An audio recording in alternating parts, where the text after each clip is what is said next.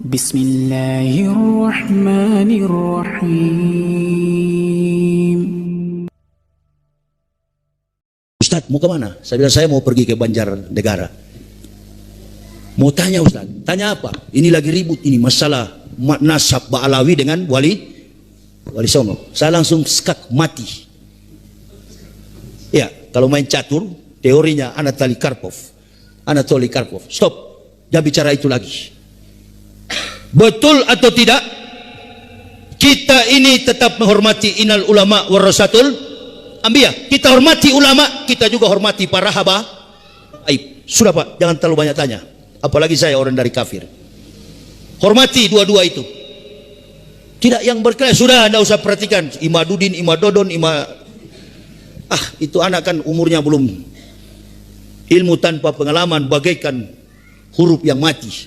Coba lihat itu asam sulfat yang jadi wakilnya Prabowo sekarang kan dibanting-banting oleh publik karena ilmu tanpa pengalaman bagaikan huruf yang mati. Bismillahirrahmanirrahim. Assalamualaikum warahmatullahi wabarakatuh.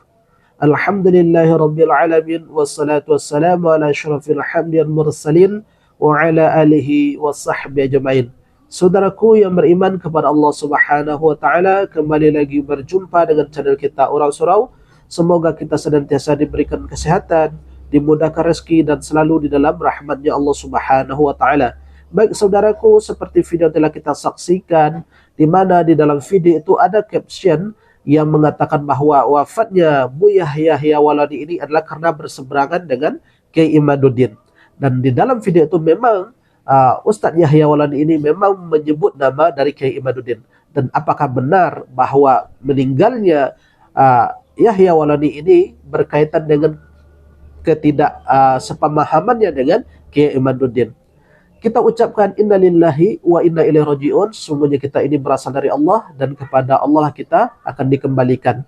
Yang kita tahu bahwa Ustadz Yahya Waladi ini adalah seorang pendakwah dan beliau adalah mantan seorang pendeta yang mana beliau ini baru 19 tahun yang lalu beragama Islam dan menyatakan syahadatnya di depan sekretaris PCNU Toli-Toli yang dikomandai di waktu itu dan bersyahadat di hadapan seorang ustadz yang bernama Komarudin Safa.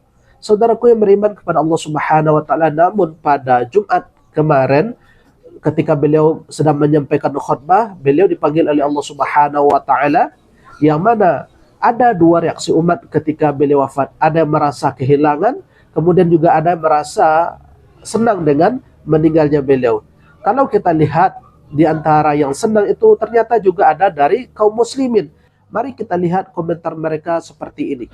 Ada yang mengatakan jangan ada yang berani dengan Kiai Imaduddin Al-Bantani agar tiada lagi korban. Kemudian ada juga yang berkomentar seperti ini. Siapa lagi Jongos Balawi yang mau modar? Ini kan bulan Idul Adha, yang membela Balawi sesat jadi korban.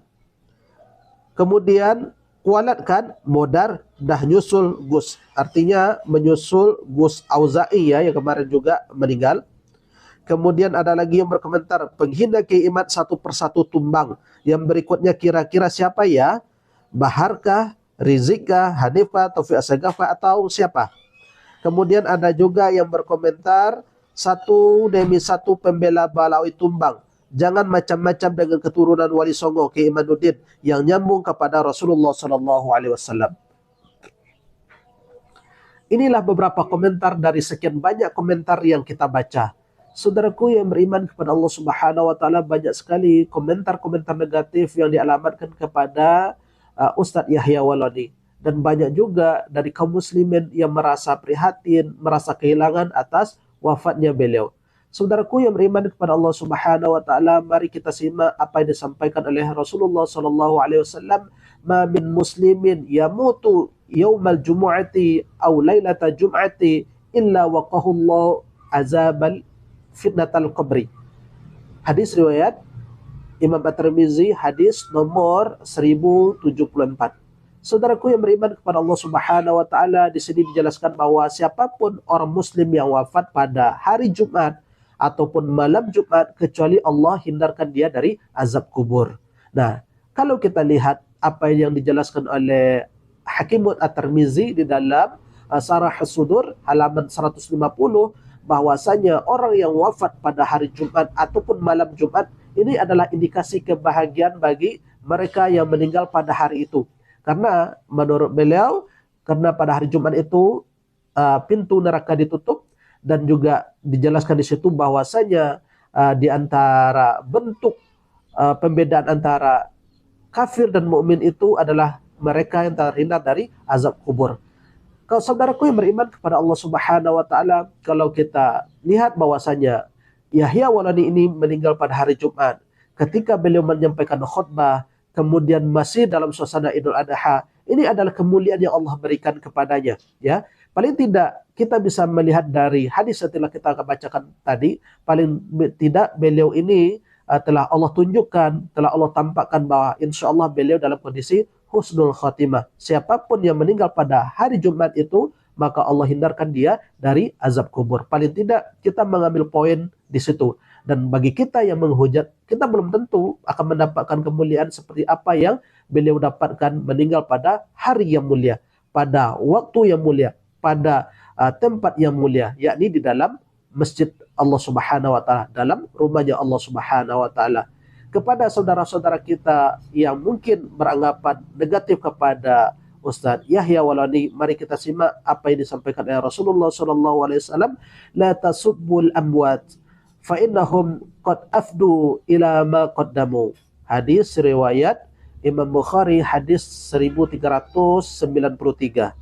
Saudaraku yang beriman kepada Allah Subhanahu wa taala, di sini ada larangan Rasulullah, janganlah kalian menghina, janganlah kalian merendahkan, dan janganlah kalian mencaci orang yang telah meninggal, kata Rasulullah. Sesungguhnya mereka telah mempertanggungjawabkan apa yang mereka perbuat selama hidup mereka di dunia. Jadi di sini ada berbentuk larangan Rasulullah SAW untuk tidak mencela, untuk tidak merendahkan saudara kita yang telah wafat. Saudaraku yang beriman kepada Allah Subhanahu wa taala, ketika saudara kita meninggal, ketika saudara kita yang wafat, justru di dalam agama kita diajarkan untuk senantiasa mendoakan kebaikan untuk mereka. Bukankah di dalam sebuah doa diajarkan kepada kita, Allahumma gfir lil muslimina wal muslimat, ampunilah dari kalangan muslim dan muslimat, wal mu'minina wal mu'minat, orang mukmin laki-laki maupun mukmin perempuan, al ahya'i minhum wal amwat, baik mereka yang masih hidup maupun mereka yang telah mati. Bukankah itu ajaran yang diajarkan oleh Rasulullah SAW? Tidak boleh mencaci, tidak boleh menghina, tidak boleh merendahkan. Justru kita diajarkan untuk mendoakan keampunan bagi mereka. Inilah ajaran kita. Bagi saudara-saudaraku yang masih mungkin menyimpan rasa yang seperti itu, mari sama-sama kita hapuskan demi mengikuti ajaran Nabi kita yang mulia, Nabi Muhammad SAW. Barangkali ini yang bisa kita sampaikan, mudah-mudahan ini bermanfaat. Barakallahu fikum, subhanakallahumma wa bihamdika, asyhadu an la ilaha illa anta, astaghfiruka wa atubu ilaik, wa billahi taufiq wal hidayah. Assalamualaikum warahmatullahi wabarakatuh. Alhamdulillahi rabbil alamin.